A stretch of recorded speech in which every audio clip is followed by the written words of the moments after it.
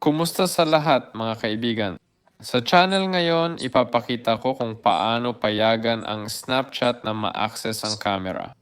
May tatlong paraan para malutas ito mula sa pinakamadali hanggang sa pinakamahirap. Una, pumunta tayo sa settings. Hanapin natin ang Snapchat sa itaas at itap ito. Pagkatapos i-on ang switch para sa camera. Kung hindi ito gumana, pindutin ang power button at volume up button. Ganun. At i-restart ang iPhone. Kung hindi pa rin gumana, pwedeng i-reset ang iPhone.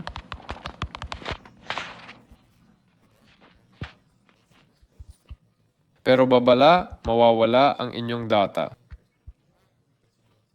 Gayunpaman, marireset nito ang software at malulutas ang problema.